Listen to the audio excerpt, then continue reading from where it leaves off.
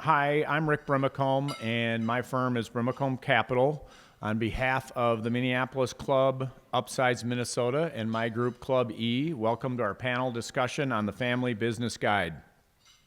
So who here in the audience either knows somebody that's in a family business or is involved with the family business themselves? Okay, I thought so. So the statistics would say 50% of U.S. companies are family businesses, and obviously with the topic today, but I thought we'd get pretty much everybody, and we did. In fact, I have 3 clients right now that are family-owned businesses, which is the most I've ever had, and so I myself am even getting more involved with that. In fact, I'm going to call them out, if nothing else, but maybe to embarrass them, but the Crofts in the far corner over here, and if you didn't see, Joseph was coming in with his kilt, and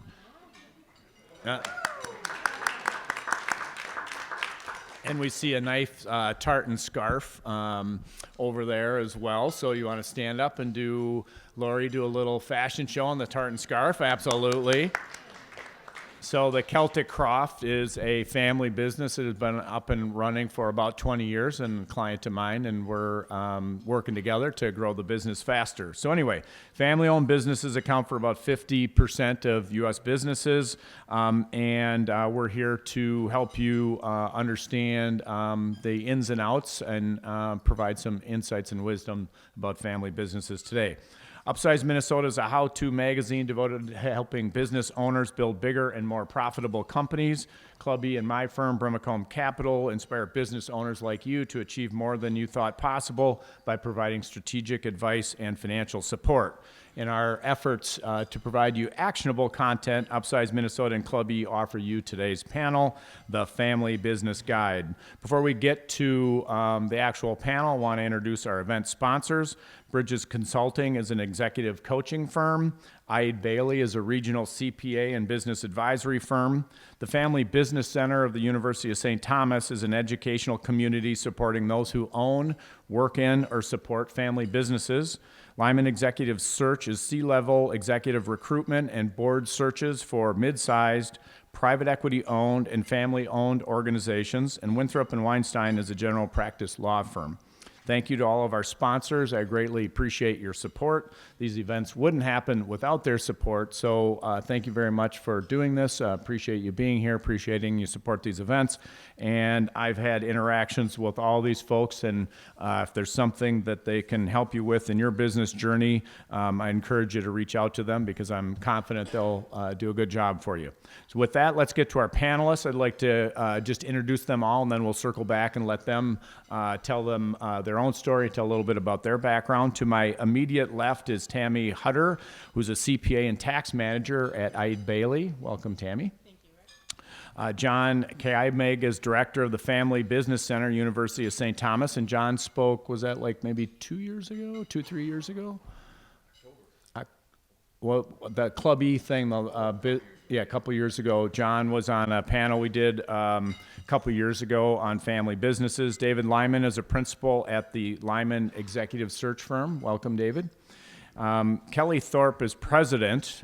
Now, notice now it's not founder and CEO. I'll get to that in a moment. But Kelly Thorpe is president of Bridges Consulting. And for those of you who thought you were going to see Sarah Bridges, and you're looking up here and you're seeing Kelly, and you're kind of, well, Kelly's not Sarah, but not that we lost anything with Kelly. But Sarah actually was a casualty of Minnesota winter last weekend. She slipped on the ice, broke her leg, and had surgery yesterday or the day before. And is recovering nicely, wishes she could be here, but with a broken femur, was not possible. Yeah, so Kelly was kind enough to fill in. And for those of you who know Sarah, please feel free to send her a get well card or an email or call or something. I'm sure she would appreciate that.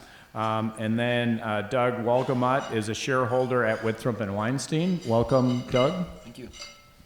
So with that introduction, I will come back to our panelists and let them tell you all about themselves. Let's start with you, Tammy. Okay. Hi, everyone. I'm Tammy Hutter. I'm a CPA and tax manager at Eide Bailly. I've been working with family businesses and closely held businesses the entire time I've been at the firm. At Eide Bailey, we are more than just CPAs and business advisors. We like to find our clients, they think of us as a one-stop shop for a majority of their needs. We are a regional CPA firm. We have offices west of the Mississippi. We have grown to 40 offices in 14 states and are able to serve our clients from just about anywhere. Great. We were- Oh, sorry. Go ahead. Sorry. We are founded in the Midwest, and we hold true to those values with the resources of a larger firm. So at Eide Bailey, we don't just do tax and audit. We have a bunch of different services, such as financial services, business outsourcing services, where we help clients with bookkeeping needs or outsourced CFO or controller needs.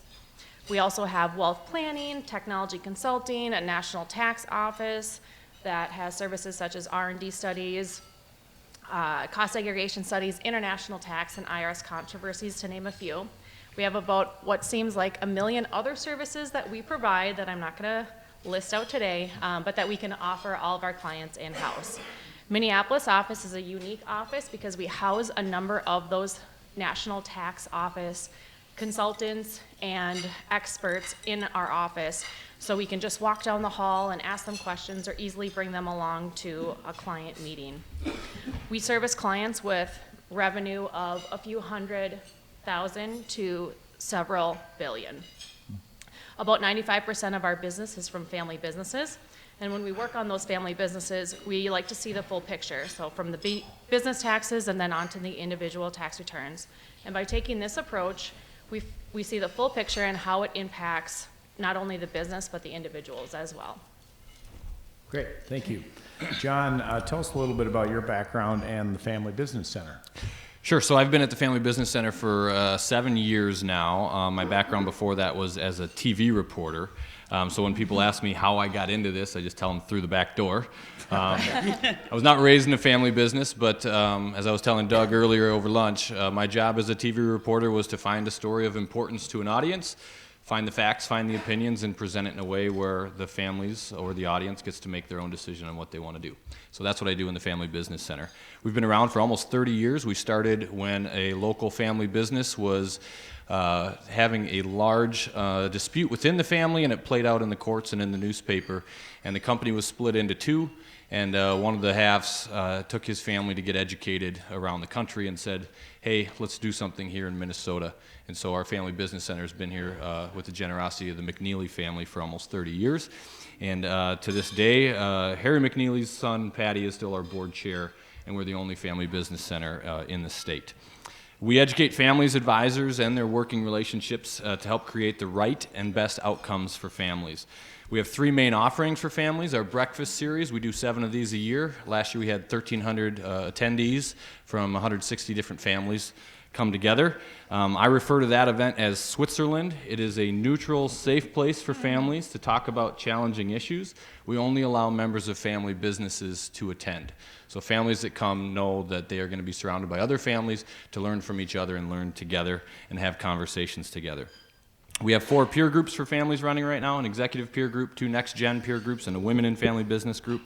And we teach a class on family business governance where the whole family comes together 3 full days over a 4-month period to identify who they are, who they want to be, and how they're going to move forward. We also do some programming for advisors. This is our 3rd year. We're starting an advisor luncheon. Last year, 170 different companies attended at least one of these events. And so that's our way to get advisors coming together, building that community, learning together. And some of the sponsor firms bring clients with as well. I constantly interact with advisors, families, and educators to bring the right education to our family business community. I'm very passionate about the success of family businesses, and when a family business is done well, it's a really powerful thing for the family, the business, and its employees. Great, thank you, John. David, tell us a little bit about yourself, your background, and the new firm. Yeah, thanks, Rick. David Lyman.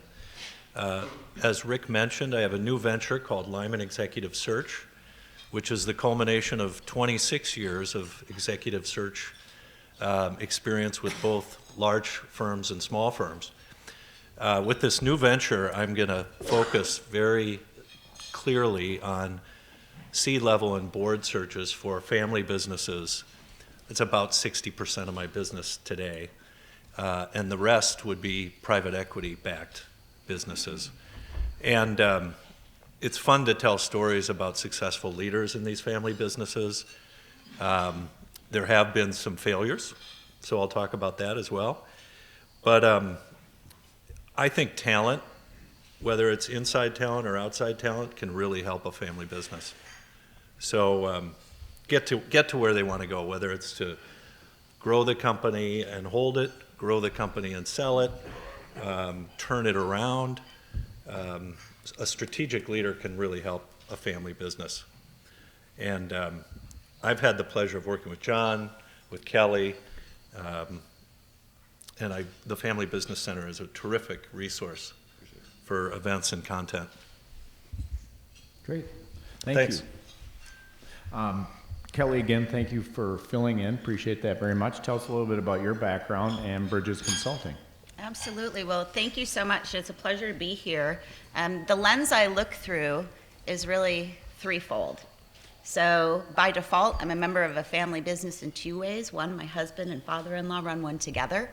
I work for a family business. Sarah's business is a family business, and about 50% of our clients are in family businesses. So what we do is organizational effectiveness. So if you think about that umbrella, there's lots of pieces that fall underneath it. One is assessment. So we utilize assessment and validated reliable testing for both selection and development. For family businesses and for other clients, we work nationally in all different sectors. That's part of the fun of our work. We don't have to necessarily, based on the work that we do, focus on one industry. So very lucky in that regard. We also do a tremendous amount of executive coaching and succession planning for family businesses to help individuals who are family members, maybe coming in from the outside or moving up in the organization, be set up for success, for readiness. The other piece of my practice, which is a little bit different than the organizational effectiveness piece, is human resources. So my background is 30 years in HR, organizational effectiveness and development, and I do a tremendous amount of strategic consulting work for small, medium, and large-sized businesses in the HR space. Great. Thank you, Kelly. Doug. Thanks, Rick. So like Rick said, I'm an attorney at Winthrop & Weinstein. I've been there for about 10 years. Winthrop is a 140 attorney local full-service law firm, but if you look at a cross-section of our client base, it's mostly privately held companies, family businesses. And we serve everything from general corporate, M&A, real estate, intellectual property, securities, litigation when it happens. And my area of practice is in estate planning. So I do estate planning for business owners is the way that I describe it. Two of my partners are here today, Noreen Sedgman and Ryan Schildkraut. They're both in our corporate M&A group. And so our teams work very closely together in trying to weave together our clients' estate planning with their corporate planning, because you really can't have a business succession plan or a successful business succession plan if those two aspects aren't speaking to each other. And so we also, with our clients, work very closely with the whole advisory team. So that could be, a group like the individuals up here today, but typically it's the attorneys and the accountants and the CFO, the investment advisor, family consultants, family offices. And so it's great to get to collaborate with our clients' kind of entire advisory team. Great, great. So let's come all the way down here. Tammy, how about talk a little bit about our topic today, kind of your perspectives on what we're trying to accomplish, and then we'll work our way through the rest of the panel. Sure. So, as you already know, family businesses are a great way to build something up and then pass it along to the next generation. So you become your own boss and have the ability to work with other family members. And there are many aspects of a family business, and I'm going to touch on a few of the tax items that we mainly deal with on a daily basis with our clients. So one of those would be qualified business income deduction. So that's the new 20% tax deduction at the individual levels for pass-through entities. So we want to make sure that we're maximizing that deduction for our clients on an individual tax level. So we can do that by a few things, such as compensation. So we really need to pay attention to what we're doing at the business level and how it impacts the individuals. Estate tax planning, so parents can gift shares of their business to the next level. And they may even be able to take a discount of 30% or so on the value of that business and get those highly appreciated assets out of mom and dad's estate. We structure salaries, so as I mentioned before, in regards to the qualified business deduction of that 20%, we want to make sure we are structuring salaries that are fair and reasonable, while also taking into consideration how high or low salaries impact any deductions on the individual level. Tax planning is also important. We strive to plan for every client at the end of the year, so there are no surprises come April. Our goal is to make sure that they don't have to pay more now than they are actually required to. So we also look at that for the January payments. Big thing has happened in regards to cash basis taxpayers. With tax reform, businesses with a 3-year average of gross receipts of $25 million or less are able to switch from the accrual basis for tax on their tax return to cash basis. Honestly, this only works if they have a significant amount of AR, but this has saved our clients a cumulative of several $million of taxes in the year of change. And going forward, they only pay tax on those dollars that they actually received as income. And then lastly, passing the business on to the next generation. We recently worked with a family of 5, a mom and dad and 3 siblings. 2 siblings worked in the business. The 3rd sibling did not. Mom and dad needed to get out of the business 100%. So the 2 that were in the business wanted to buy the other 3 individuals out. So we had meetings and developed a valuation that was fair to all 5 sides, and came to an agreement with a payout that didn't cash strap the 2 members of the continuing business. And then also we are working now on switching the generation and passing the shares on to the grandchildren as well. Great, thank you. Thank you very much. John? I'm going to piggyback on Rick's question of how many of you know or are in a family business. How many of you are from a family? Right? A few more hands, maybe? So is it easy to talk about important issues, or is it uncomfortable? Uncomfortable. Right? So family businesses need to be better about talking to each other. And that's easy for me to say as somebody who came in from the back door and was not raised in a family business and doesn't have to have those conversations. But the conversations are about who's the next leader. Is he or she ready? Who should get ownership? Just those in the business, or that daughter who's a school teacher and has never shown interest in working here? How do we treat her? Is there a requirement for family members to get hired here? What about the in-laws?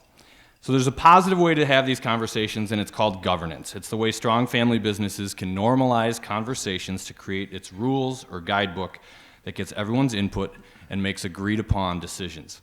It's the way a family can step back from just running the business and look at family issues and business issues and ownership issues, and how all of them can work together to create the best outcomes possible. I get families that come to me in their mid-50s to 60s and say, 3 of our 4 kids work here, I guess that makes us a family business. Oh, and we want to exit in the next 2 or 3 years. But they're never really talked about it with their kids, about transitioning out. Sometimes a successor is chosen, sometimes there isn't one ready. And a mother and father succession plan is often the assumptions in their head. My children will buy the company from me for the value that I think it's worth. Guess what? It's not going to happen. Each family member's view of their family business is just that. It's their view, not necessarily shared with all of the other members of the family. That's why it's so important for families to talk within themselves and with a community of families that gets it. There's a difference between being a family that's in business together and being a business family. The right conversations can give the right results. Great, thank you. David? I think what he said about readiness is where I come in. Are the leaders, the family members, ready to step up and lead the family business? And sometimes we get brought in to evaluate family members and work with someone like Kelly. Other times, there's a retirement triggering the need. There's a poor performer triggering the need. Sometimes companies have had outside leaders before, sometimes they haven't.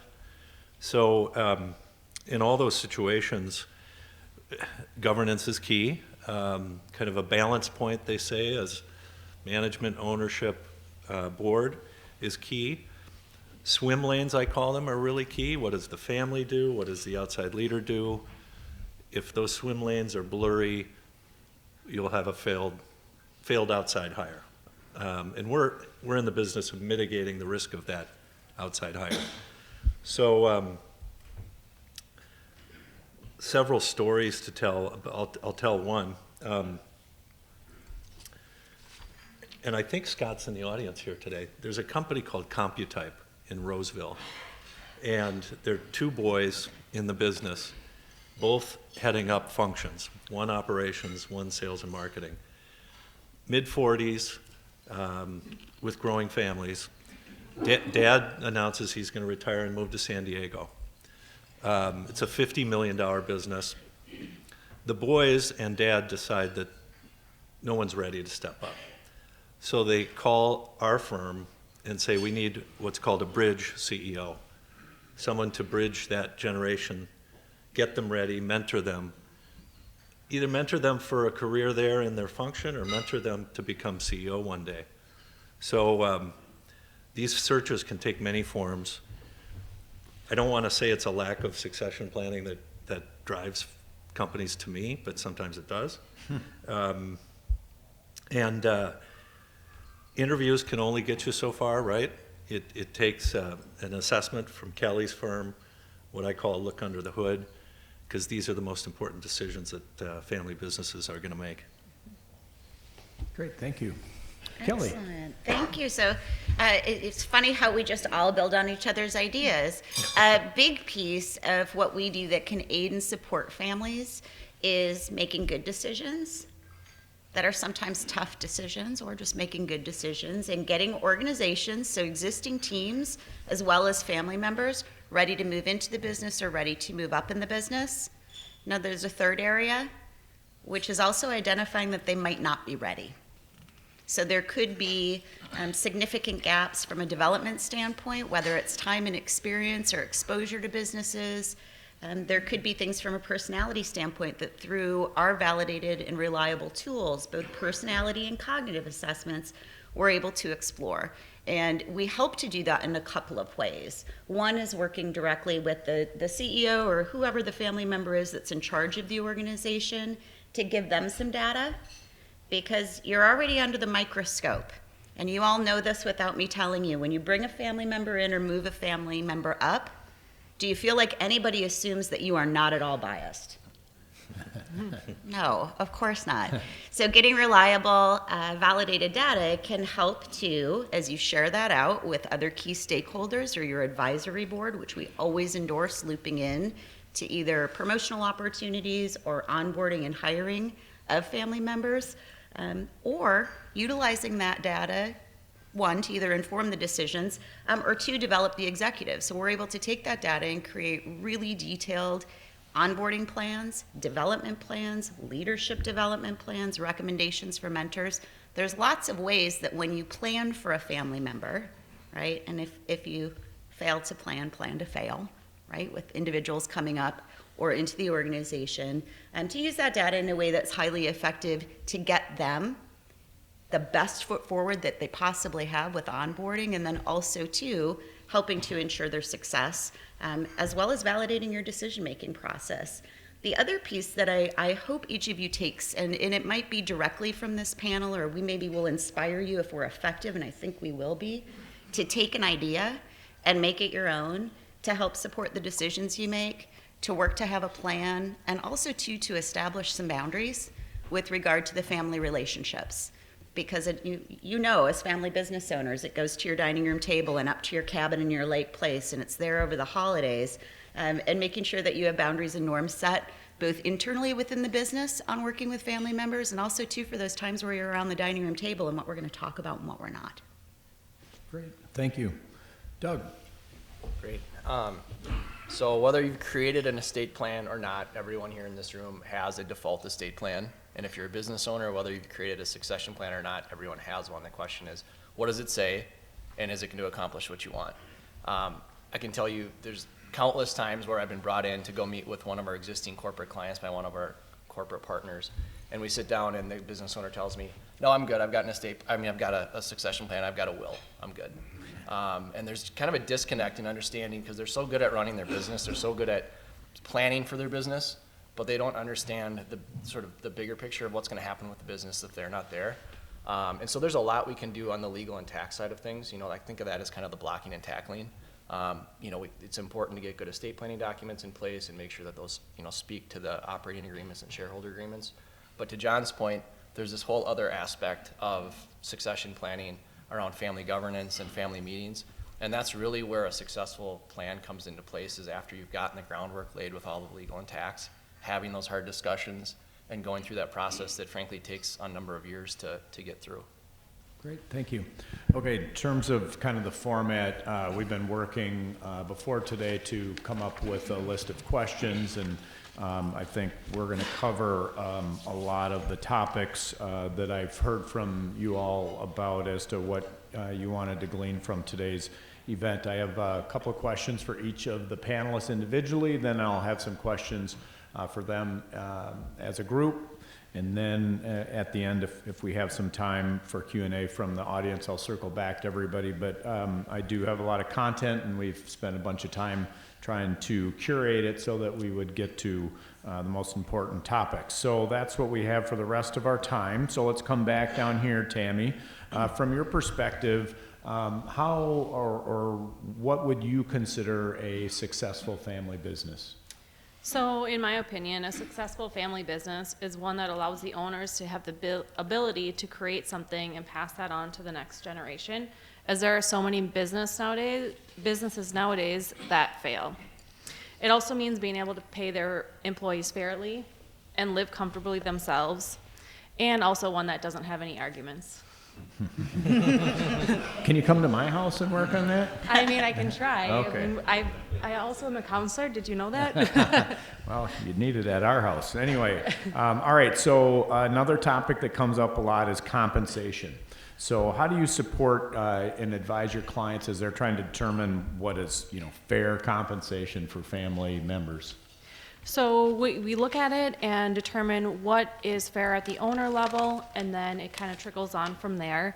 You have to look at it a standpoint of what would you pay someone from the outside to come in and do the job, not just because they're a family member. So we need to look at payroll and all it encompasses. And what I'm going to kind of talk about is in regards to S-corps and partnerships, so the pass-through entities. So one example is a client could save on payroll taxes if they pay themselves a reasonable compensation. And the rule of thumb that we usually go with is to hit that Social Security limit. Right now it's $128,000. And once they hit that, then supplement their income with distributions if their business allows. There's also profit sharing plans. So if you look at that, they might want to pay themselves a little bit more, because the profit sharing contribution is based on a salary, and because it's a profit sharing plan, you're not limited because you're highly compensated, so they're able to sack a little bit more away for retirement. One other aspect is the qualified business income deduction, that 20% that I spoke about before. So the higher you pay, or the higher pay that you receive, means lower business income, which means a lower qualified business deduction. So we go back to that Social Security limit. If a client is paying themselves $200,000, well, they might not necessarily need to. Might want to back that off and go back down to the Social Security limit, supplement with distributions. That way their business income is higher and they're allowed a larger deduction of that 20%. One last thing in regard to compensation, if you have younger children that could work in the business, one thing that you can do is put their money away in a Roth IRA, so their earned income can go into a Roth IRA and they can start saving for the future. Great, thank you. John, the topic of kind of separation of the business and the family stuff, talk a little bit about that. How do family businesses keep the work and family separate, and then when should they come together? Yeah, you bet. I think, the key is to wear a different hat, a family hat, a business hat, an ownership hat, and have conversations that go along with that. There's one family I know about that they have a Slack account where they all communicate, and they have two separate accounts. One is for family and one is for business, so they keep their conversations in those different segments. And obviously the drama, a couple people have said that it's just got no place at the office. it often comes, but to understand that, at work we're going to talk about work things and not let sibling rivalries or anything like that come on up. Oftentimes you don't hear mom and dad uttered. It's, Bob and Carol, and be a little different during a family meeting or on vacation. You can go back to mom and dad there. When they should come together is it's a parallel planning process. So how do you plan for the family and the business at the same time? The family values. Where are we as a family? Who are we? And how does that influence who we are in business? How do our family goals translate to our business goals? Are we in this together to make a bunch of money or to create a lifestyle? Those conversations led by the family can make a direct impact on the business. And that's one of the huge advantages of family business, is getting those passionate family members to agree on that and then model it in the company. Great. How about ownership? That's come up already. I'm sure it'll come up many more times. But what's your advice to family that have children both working inside and outside the business? Yeah, so the best practice in the literature is that ownership goes to the family members employed in the business. The family that founded our center, the CEO of that family, completely disagrees with it, and he's the only member of his generation that works in the business. But they have a weekly phone call as siblings. They're educated shareholders, and it creates a lot of family unity. So if you're going to have that ownership for family members not employed in the business, make sure they're educated, make sure they know the business, make sure they know business in general, so they can provide positive contribution to the family. We actually have an event tomorrow of utilizing non-employed family members in the business. So there's ways to do it and structure that where the family can get a lot of benefit from these passionate people that you might not think to tap into. The Marvin family is one. They have a really unique policy where if you're a Marvin that's an owner in the business, by age 33, if you don't work there anymore, you need to sell your shares back to the company for other Marvins who work there to purchase. So that's a story that they've been open with, but I think it really helps you think about, hey, we want our people that are vested in the day-to-day of the company to own it, but everybody who's a Marvin has a chance by age 33 to be an owner. Great, thank you. David, you touched on a situation where a company brought in some transitional management before the next generation was ready. What's the right time to bring in leadership talent from outside the family? I think I'll go back to readiness, and I want to pivot from the C level to the board, because that's the other part of what I do. Someone up here mentioned having an advisory board, and I think that's really, really important. And not just having family members on that board, but having independent directors on that board. I think the time to bring those independent directors in is now. And what they do is they help that governance piece, they help that board management ownership balance. And I had one client that said, I need this skill set on my board, and by the way, I may need to find a new CEO in 3 years, and it'd be great if that board member could be my CEO. So now that's a tall task for a recruiter, is to find the person who fits the immediate need and then the long-term need and walks on water. But I just wanted to say, in terms of a board, whether it's advisory or full board, the time is now. Okay.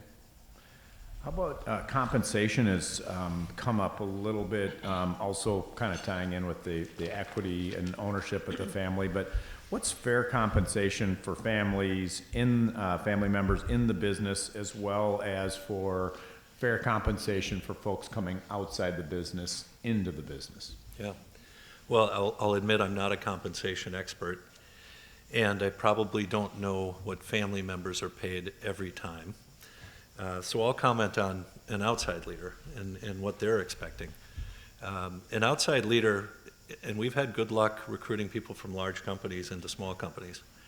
An outside leader will probably give up on the base quite a bit, will want better and higher incentives, annual bonus, etc.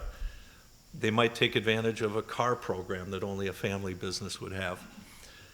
And they are looking for phantom stock, or stock appreciation rights right now are really popular. And the large company folks that I mentioned are willing to give up current cash for that upside. And boy, if they're going to sell the company in 4 to 6 years, that could be a real wealth creator. So, Rick, in terms of inside the company, that's a mystery to me sometimes. I don't know if it's fair comp. All right. Fair enough. Okay. Thank you. Kelly, when family businesses are trying to make decisions about family members and their jobs, as you mentioned earlier, sometimes it can be a tough decision. Why do family businesses need outside and objective data when making those decisions? I think the biggest reason is that we are too close at times to our experience with our family members, right? We know them very well personally. We probably have some blind spots, things that other people could wind up seeing in the business very clearly that we might not have access to based on our own experience. So by doing the assessments, and we always encourage a number of assessments, not just one. I wouldn't encourage you to say we're going to bring a new family member on board as a senior vice president of marketing and give them a strength finder assessment. It's a fine tool. However, it just gives you insights into where that person soars and what they're really good at. It's important through assessments to utilize two types. So those that measure cognitive ability around strategic and critical thinking, not IQ tests. We don't do those and they're not legal, and I don't endorse figuring out some way to get IQ data on anyone. But this is more about thinking styles. So how does this person approach learning new things, right? Strategic thinking and ability, connecting the dots, seeing around corners. How does this person make decisions? Are they objective in their decision making, or with lower scores, might they be subject to emotional bias in their decision making? Those are really important things to know. We also don't endorse doing cognitive tests on their own. So personality assessments are incredibly important to delve into things like, one, what motivates this individual? Are they going to do better in a more structured setting, or maybe a little bit more of a fluid setting? Does this family member have stress-related behaviors? And yes, we can test for that, that are going to impair their relationships, possibly even yours, or adversely impact their culture. We can coach to that. But as David had mentioned, it's looking under the hood. So it gives us insights, and ultimately assessments are what people tell us about themselves through a validated instrument that we're able to play back. Really good information to have, and we endorse it as you bring family members in or up in the organization.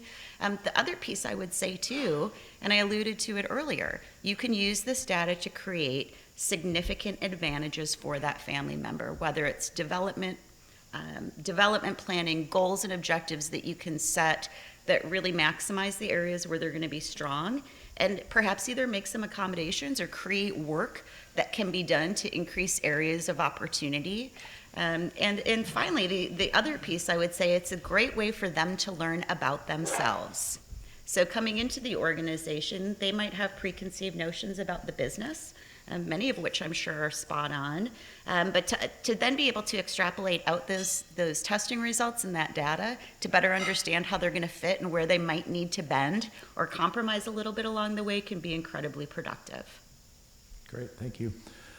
With all the work that you folks do in organizational effectiveness, I'm sure that you see some pretty predictable mistakes Yes. from one company, family business, to the next. What are some of those common mistakes, and then what could be done to prevent them? Well, and I have permission to share this example because it has to do with my husband and my father-in-law. And Be careful. It's on tape, so I'm just saying. I'll really speak from the lens of my own personal experience and how it impacted me. One of the things that didn't happen was when my husband came into the family business, small insurance business, located in Edina, been around for 30 years. My father-in-law didn't do a very effective job, and if he were here, I would tell the story the exact same way, I promise, at preparing the few employees that worked for the organization to know that Scott was coming. Scott's my husband. So he came in as the president, and it was a surprise. Now, the other piece about the family business is the employees that had worked there had known him since he was a boy, 4 years old. And so they had their own experiences with him, and we thought, well, that'll probably be okay, right? We're like family. Unfortunately, it created a lot of strain on the relationships internally and also too for our extended family. Had there been planning that had gone in, even base communication around Scott joining the firm, talking about, hey, here's what you can expect, because you know how it goes with change management. No matter the size of the business, when a new family member comes in and they're taking on a leadership role, it is incredibly natural, and I encourage you to expect it 100% of the time, that individuals that work there think, what does this mean for me? Right? What do I have to lose? What might I have to gain? How is this going to work? There's a lot of different things, and you can't always predict or plan for everything, but really setting the family member as well as the teammates in place up for success by having a clear, bold, and obvious plan, right? Including that somebody's going to show up. I saw a few of you over here smile when I mentioned that part of the experience, so I sense that I'm not alone in the room. The other piece, and it was an unintended consequence. Do I think that my father-in-law, by not sharing that Scott was joining and the role that he would have in the company, was trying to circumvent his success or create issues? Absolutely not. It was an unintended consequence based on familiarity. They'd known him since he was 4. Why would that be an issue with him coming on board? Well, it turned into an issue. And the other piece that I would share that can be, I don't know, I wouldn't call it a common mistake, but I think it's something that we don't think enough about, is deciding before that family member moves into the organization or up within the organization, how we're going to talk about business outside of work. Are there clear boundaries? Do we have norms? You had mentioned, dad or mom at home and Bill or Sue at the office, right? Even something as simple as how we address each other and where we are going to air our grievances. It's pretty difficult as a married into a family business individual, right? Spouse and daughter-in-law, when conflict happens over holiday dinner. Right? We've moved past that and we've moved through it as a family, but there was a time where that wasn't so easy. Had those boundaries been in place or those agreements been in place earlier on, would have saved a lot of time, energy, and heartache. So my encouragement is you think about how you can use outside information to inform your choices and also to create some norms around how you're going to behave and work with each other. Great, thank you. Doug, you do a bunch of work at Winthrop on succession planning. Tell everybody why business owners should actually care about that. Yeah, I think the biggest reason they should care is that it comes down to confidence and peace of mind that what they want to see happen will actually happen. But separate and apart from that, it greatly increases the odds that the business, if it's successful, will continue to be successful. It will result in more assets ultimately passing to the family rather than less. This is a big one. There's a much lower chance of fighting among family members if everybody knows what the plan is going in and there's been communication around that. You can pay far less in taxes and expenses of administration. One of my clients just sold his manufacturing company 2 months ago. We'd done some planning for about the last 10 years.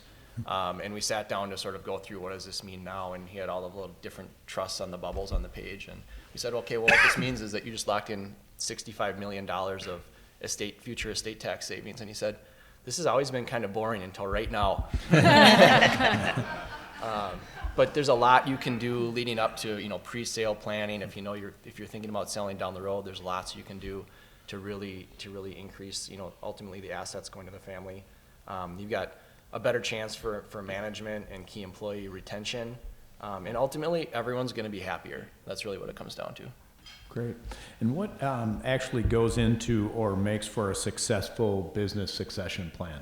Yeah, so I think there are a handful of sort of key components. So the first one I think of is at the outset, putting together your key advisory team and getting the right members on the team, getting A players on the team. Sometimes clients have sort of outgrown one of the members that might be part of that, and that's the right opportunity to get someone new in that has the capability to be part of that team.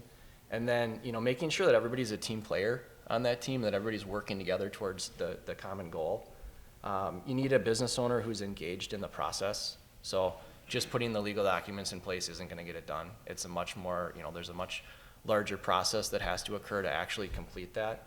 And part of that is, being willing to communicate and share information with the rest of the family. To John's point, it's difficult sometimes. There are hard conversations that have to happen, and they don't happen in one sitting. I mean, lots of our clients that do this, they're meeting quarterly with the family, and over time, they're getting into these conversations more and more. Sometimes it's working on a family mission statement so that everyone in the family, children, adult children, understand what are the expectations, what are the goals, what are the rules of engagement. And really then it's, consistently working and refining the plan, because it never really ends. John would probably agree with that it's a process that continues. I say this because I get paid to do this work, but the more work you do on the front end, it's always going to work better and be less expensive than trying to accomplish the same thing after you're gone, in almost every case that I can think of. Okay. I think we've done a pretty good job here exploring some of the unique issues and challenges that are in family businesses and maybe can get in the way of success. But just a question to the whole panel, and feel free to jump in whatever order. What are some of the traits you see in the most common successful family businesses? I'll jump in. Never shy in front of a room. I think that one of the biggest things is getting outside support. And I'll say it again and again, getting opinions outside of the family, having an advisory board, a group of people that you trust, that one are going to give you the time, they're going to give you the truth, and they're going to care about your business. So getting that outside perspective from a couple of different people, I think, is really important. And with that couple of different people, keeping them consistent over a period of time. Certainly advisory board members may come in or change out, but trying to keep the individuals who are supporting you in your business together and at a regular cadence, and asking for that advice and also being open to it. I'll say that as a family business, you have to realize there's a market out there. You can't get so insular about talent in particular. You got to be an attractive employer. You have to pay well.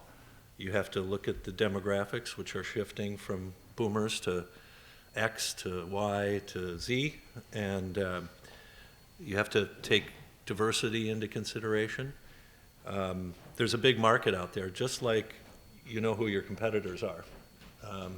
You should also know about this quote-unquote war for talent that's going on. I think for me, it's the regular family meetings. The most successful families are scheduling them monthly, quarterly, annually, and there's different types of meetings where they get together, but it is not talking about the day-to-day of the business. It's talking about far off into the future and planning for the family and ownership and the business. We've seen the ones that have been most successful as the ones who have those difficult conversations when necessary. There's family members that want to exit the business. They do so, they have those conversations, and, basically touching on everything that everyone else has said as well. Great. Doug? Yeah, I've seen a real shift. It used to be that mom and dad would create a plan and then put it up on the shelf, and there wouldn't be any conversation with any of the kids, and then mom and dad would die and they'd find out what the plan was and what was happening with the business, and it just didn't work very well. And now there's really a shift towards family governance and family meetings and having those conversations early, and I think really that's the key to having a successful plan. Mm-hmm. Great. How about going the other direction? What do you see as kind of the most common or more prevalent reasons that family businesses are not successful? The inverse of everything. I guess one small thing is oftentimes the exiting owner has nothing to retire to. And so helping that leader find something to go to, find meaning, whether it's inside the company or outside. If it's inside the company, make sure there's a structure, that it's not he or she comes in Tuesday morning, calls the top clients, and comes back Tuesday morning to return the phone calls, because that's happened. Okay. We've seen some family dynamics where the business has transferred to the next generation, but mom and dad still have their nose in the business. So it's just getting the mom and dad out of the business and not be involved in the day-to-day operations anymore, and let the next generation run with it. I'd add one of the pieces that is a challenge for a lot of the family businesses that we work with, is dealing with performance issues when a family member isn't pulling their weight. Because the longer that goes on, the bigger the impact to the family, the bigger impact to the culture, delivering those tough messages. And we work with a lot of senior executives running family businesses to provide coaching, and sometimes even being a part of those tough conversations to share out what are the areas that aren't happening in an effective way, where you're not meeting your commitments, and determine if there's a path forward, because that family member might not want to be a part of the organization anymore, right? Those kinds of conversations can be moving them up to a performance level that's appropriate, or sometimes even moving them out. For me, I think the more complicated the family, the more likely that the plan is going to fail. So if you have a family that's a second or third marriage, blended family with kids, if you don't have a really good plan, it's not going to work very well. So you have to be really intentional, especially in those kind of situations, that plan is very clear and that there's been good communication, because that's, from my experience, the only way it's going to work. David, anything? I was just going to say, you know, there's a fear of letting go among some family patriarchs and matriarchs, and it's a loss of power, and then they might bring in an outside leader and say, hey, I had to come back and rescue the business, so I fired that person. I talked about swim lanes earlier, and what I mean by that is establish roles and responsibilities for everyone involved, family, management. But as the generations go on, aren't the statistics, they go way down in terms of success. Yeah. Yeah. All right, how about talk a little bit about family business culture, advantages and disadvantages to the culture of your typical family business. I'll start this time. I think the biggest advantage is that you have values that are shared by the family that started with the founder and have hopefully been discussed and talked about as the family business passes down the generations, and you get these rallying points. Sometimes it's a faith-based family, and sometimes it's being a pillar in the community. But when families are able to talk about these things and then live those values in front of all the non-family employees and in front of customers, that's to me how the culture and the advantage of being a family business and being a trusting family business. You know, most people out there would rather buy from a family business than a publicly traded company, and so to play up on that, and it's because they trust them. Some advantages would be, building better and lasting relationships with family members. So parents and children and siblings can develop a bond by working together and continuing to grow something that has been passed on to the next generation, or that they've built up and want to carry on to the next generation. The individuals working in the business, the family members, can have a greater appreciation for what their parents went through, the hard work that they put in to make the business what it is, and then hopefully are motivated to do the same thing for the next 30 years going down the road. A disadvantage is, well, my dad's the boss, I can do whatever I want, so that doesn't go over very well. So it's creating those boundaries. I think Kelly was talking about that, and everybody probably has touched on it as well. But creating those boundaries are very important to have in place. I think people outside of a family business oftentimes think it's going to be dysfunctional. And I think the family dynamics are actually a real sell. They're very attractive. For a large company person coming in, it's less bureaucratic, it's quicker decision making, it's the ability to run the show. And I think large company people maybe don't know what they're getting themselves into, but the culture is there. It's a strong culture, and more I think executives are attracted to it. I would say, too, you get to build the culture you want to. Mm-hmm. What amazing opportunity and an honor and a unique seat to be in, right? So you can shape through your values or through what you really want to accomplish what that culture feels like. Many of the family businesses that we work with, I never feel more welcome than when I show up at their door, right? So you get an element of intimacy and more of a small town feel. I grew up in a small town, so I use that in a good way, right? And thinking about the culture that you want to create, it's a big opportunity. And also, too, think of the legacy you leave behind as you pass, hopefully, on to multiple generations this amazing organization or business. Think of the influence you can have for generations across the board. So I think that's another favorable quality. Yeah, I think the culture of a company is often really closely tied in with the culture and sort of vision for the family. And so even once they've sold the business, that continues and often sort of drives the expectations that mom and dad have for what the rest of the family will be doing. Great. So we've heard, and we've all experienced it ourselves, about conflict, and there definitely will be conflict. Talk a little bit about ways that you've seen that have positively made conflict resolution work, and maybe some of the ways it hasn't worked. I would say using outside resources. So whether it's your advisory board or a coach or a consultant, somebody that you trust, I think it's important for each party that's involved in the conflict. And let's say it's an example, we're two. So maybe you as the business owner and head of the family are having a conflict with a son or daughter.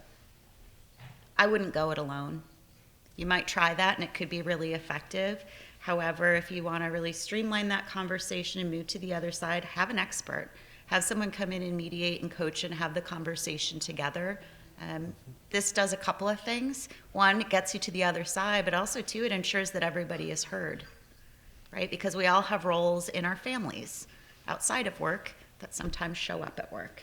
And we want to make sure that, one, it's conducted in a way where the best possible outcome occurs, but also, two, where everyone has a voice at the table. So utilizing outside support can help to ensure that that happens. If there is a conflict, it's better to get it out in the open instead of bottling it up, having those awkward conversations.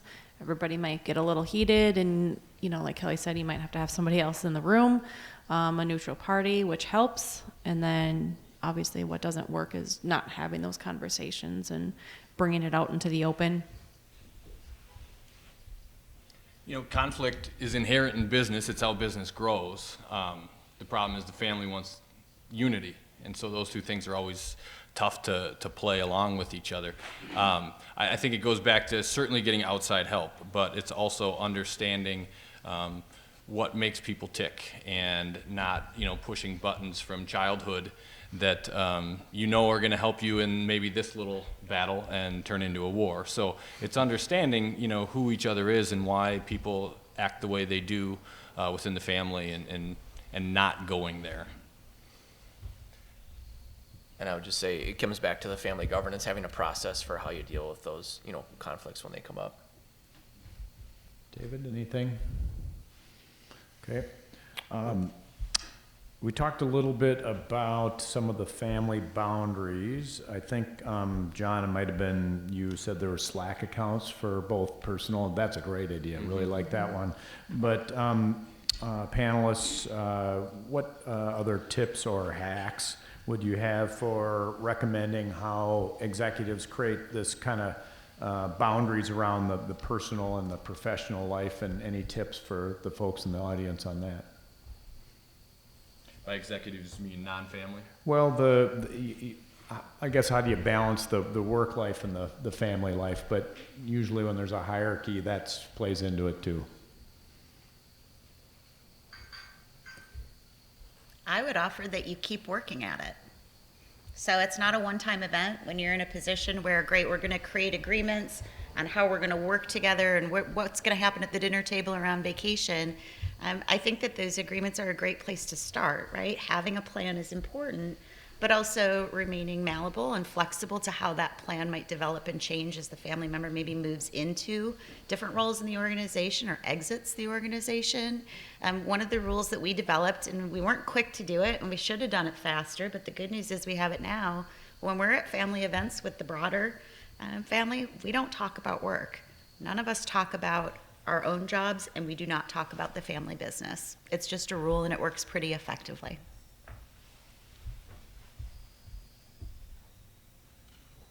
No one else? The Slack account's a great idea. I do like that. That one was a good tip for sure. How about as we look forward over the next couple of years, what trends are going on either in the business community or the family business world that family businesses should have on their radar and things that they should be either prepping for or working on right now?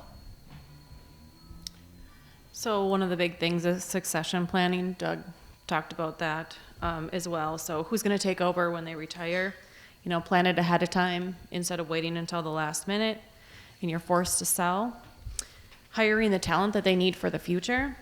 You know, a family member might not be the best person for that job, even though you want to hire them, but you just have to be realistic. And growing the company and strategic planning. So as families go down the next generation, there's going to be some members that are involved and some aren't. And also along with those lines, maybe what worked for mom and dad for 30 years isn't going to work for the next 30 years. So they have to be open to making changes for the future.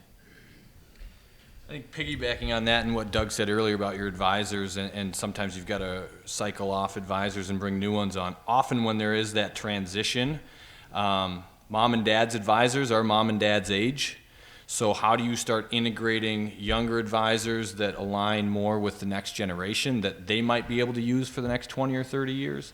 And so that can be a challenge. And I've heard from a lot of next gen people that want to bring in another advisor during the transition because, you know, that's dad's attorney that dad's had for 30 years and he knows me from when I was 4. And so how do I bring in my own representation? So I think that's a key thing. The other piece, there's research out there that shows the number one reason family businesses fail is all about financials with the exit. So sometimes mom and dad have not saved at all in their 401k. They've just kept putting it back into the business. And then again, they think that there's a huge liquidation event for them and that's not there. They think that their kids are going to have the money to buy them out, or they need to have a salary for the next 5 years, even though they're only coming in on those Tuesday mornings to make those ill-advised phone calls. And then not following up till the following Tuesday. And then the following Tuesday. It's not good. I mentioned earlier, I don't want to belabor it, but it's this talent shifting demographic. And I think family businesses just have to watch that and be cognizant of it.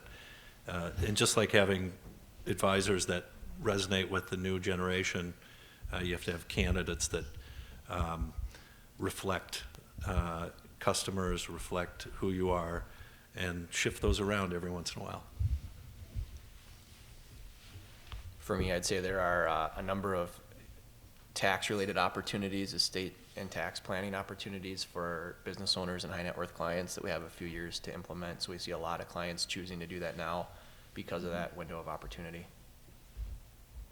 I would add to close on the question, getting a really good understanding of multi-generational workforce. So it's possible, as I look around the room, those of you that are family business owners, you might have 2 or 3 different generations within the business under one roof, so to speak, and understanding the motivation, the thinking style, the drivers, even things as simple as the way different generations like to give feedback can help you be effective in your leadership of that family business. I'd stay curious and informed on multi-generational implications.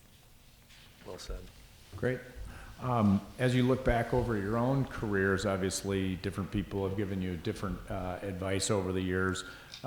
If you reflect on that, what were maybe some of the best tips or items of advice that you've been given about working with family businesses?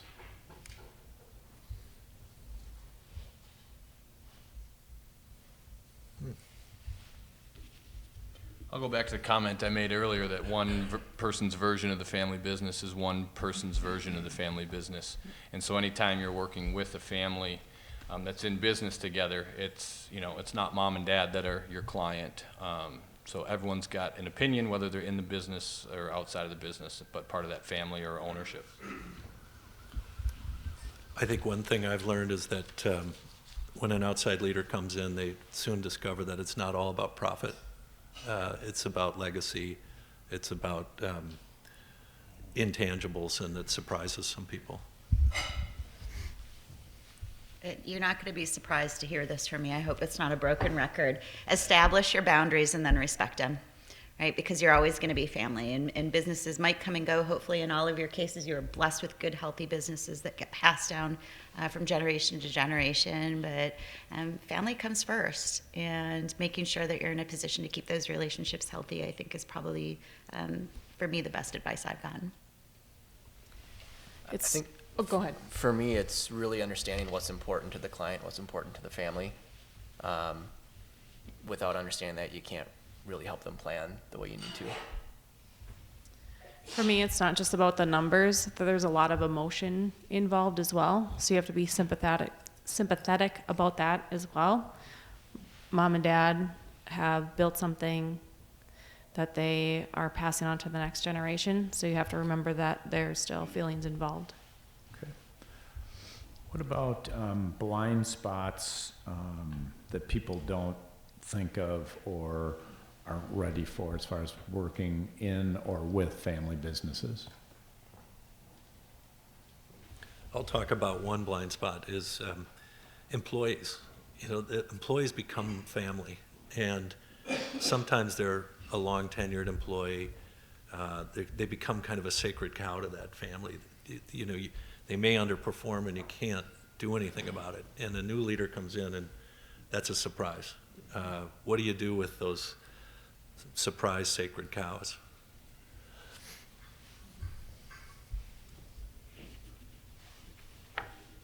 I would say a blind spot that people realize when they are coming into a family business is that the next generation doesn't automatically happen. The transitions to the next generation don't automatically happen. They take a lot of work and planning to make it successful. Okay. I'd add assumptions. Assumptions that a family member wants to be a part of the family business. And sometimes we do have blinders on because it's something we desire, we want for that person. Boy, wouldn't it be great if they were my successor? And there's times where those blind spots can create pressure to join a family business where maybe that person is going to be better suited following a passion somewhere else. So for me, on the succession planning side of things, it's really easy to kind of kick the can with this planning. Nobody likes to talk about death and taxes. So it's really easy to just, push it off for another day. And that can really create problems. I think for me, it's deep-rooted family issues, and sometimes they go back a generation. You know, if dad and brother didn't get along, chances are those cousins are going to have some of that harbored within their relationships with each other too. So those are the issues where you can come in at a point and not know what happened 30, 40, 50 years ago and how that is playing out, maybe not verbally being told to you, but a lot of times it's there. Okay.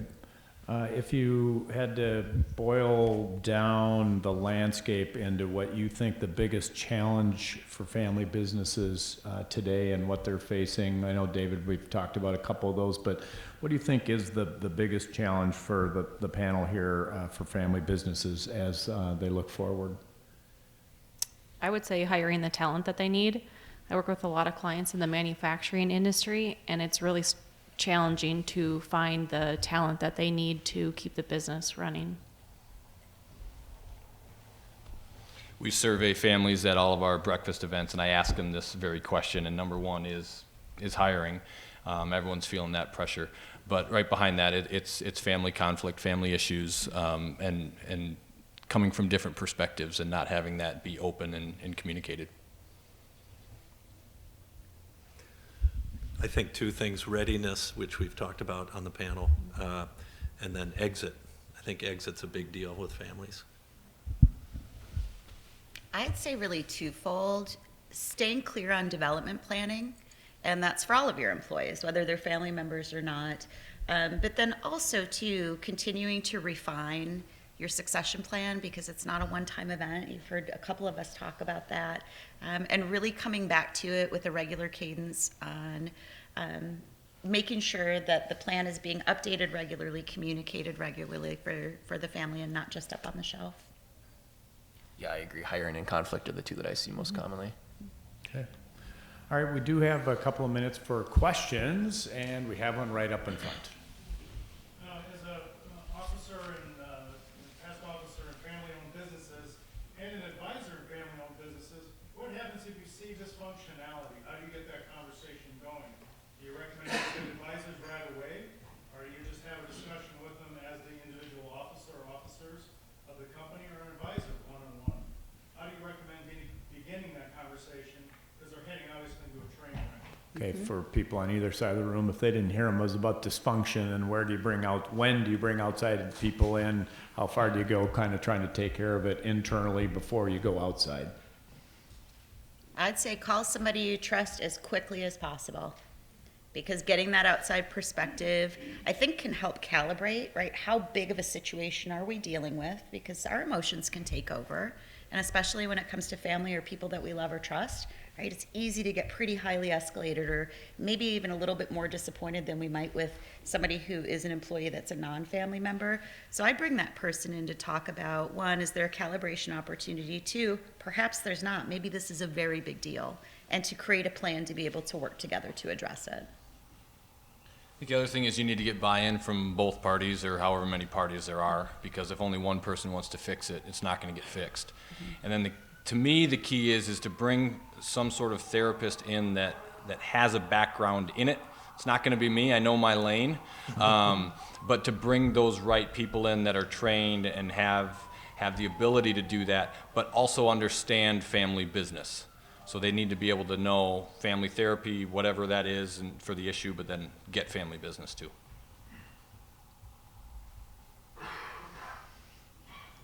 All right, yeah. My question would be, what would be your recommendations for the scope of services for smaller businesses that the owners are fully engaged running the business, they're the key people, et cetera, they need to do all this, but where's the cash flow to pay for all this? What would be your recommendation for smaller businesses that need this kind of stuff? How do they get the help they need? So the question again for either side of the room, if you didn't hear it, was for smaller businesses that maybe don't have the budget that some of the larger companies do, how do they get some help in this area when there's maybe some limitations on what they can afford? I think coming to things like this. There's a lot of events around town where you can at least network and talk to other families about who they've used and who might be able to help. But I think things like this are key because it raises issues that they probably haven't thought about yet. For us, our clients can say what services that they want and what level of services that they need.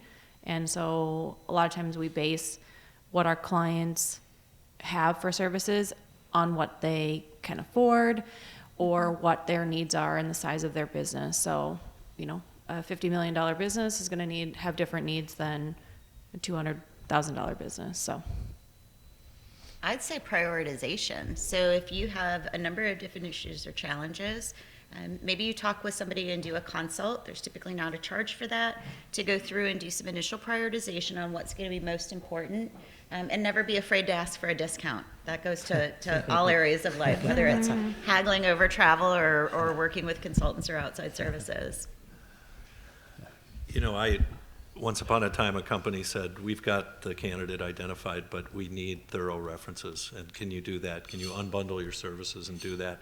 And I said, absolutely, I can. And, it was deep reference checking. So that's the way you save a little bit of money. Maybe you're not doing a thorough search, but you're saving some money. And I would say you don't have to do it all at once. Prioritize, implement the pieces that you can, do the most important ones first. All right, so let's see, one quick question that came in from the audience electronically before today was from a family member. What kind of best practices or experiences have you seen where people want to join the business? What are the requirements to do that?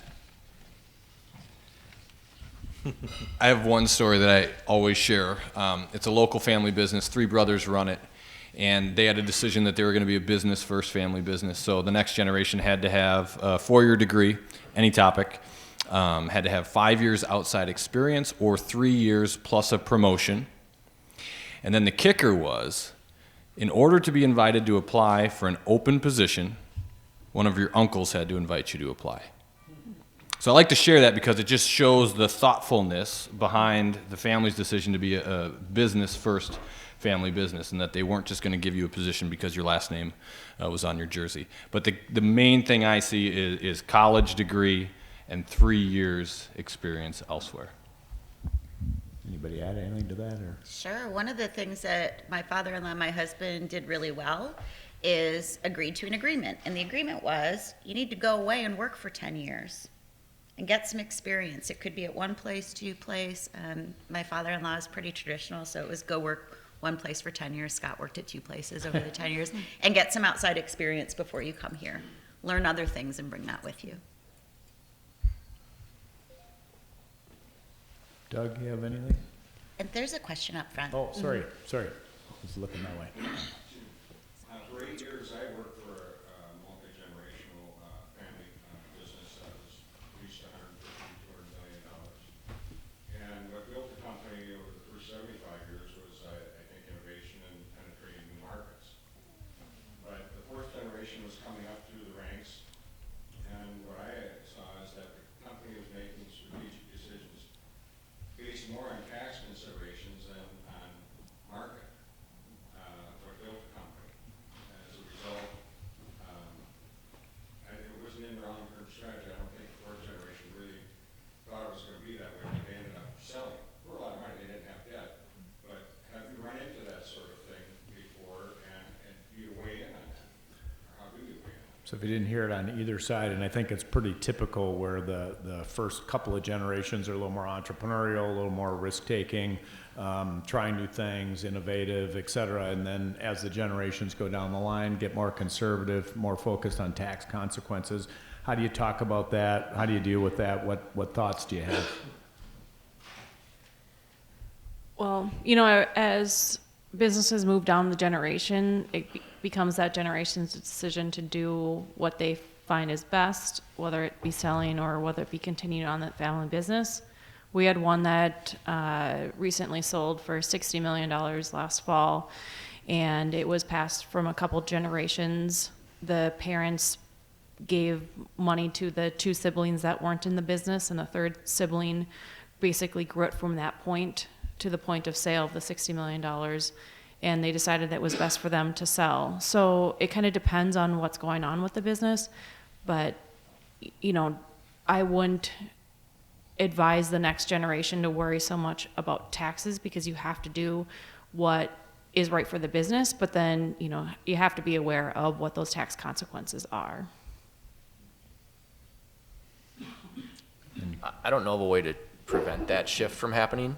I mean, it's pretty common for us to see that from one generation to the next, to see the expectations change a little bit in terms of what they want the business to do. So I don't have a good answer for how you stop it, but we do see that a lot. Yeah, I think it's common. I see it too. All right, so we're just a smidge over 1 o'clock. As we look at this topic and the various things we've talked about, if you were to kind of summarize your thoughts or any closing comments you'd like to share with everybody, why don't we do that? Okay, as I've harped on before, planning is very important. Estate planning, business succession planning, plan early, plan sooner than later, update accordingly, figure out who the next generation is going to be, and have those conversations and deal with any issues before they get out of hand. I think you guys have caught my drift. Talk. Really communicate and do it in the right way, and have structured family meetings. And then that's where you're going to find your success as a family and as a business. I think it's in all our best interest to have family businesses survive and thrive. And I just want to reiterate, leadership is really, really important. I would say too, make a plan, inform yourself with good data. whether it be assessment or even maybe 360 interviews that are done for yourself or for family members, and have fun. We've talked about a lot of serious topics today and things maybe that haven't gone well or areas of success, but what an amazing opportunity you have to lead and run a family business. So I would also close with thank you. Yeah, and I'd say thanks for having us today. And issues are not going to solve themselves, so hiding under a rock is not the best answer. Yeah, very apropos, for a lot of reasons. Okay, so you may have seen these when you walked in.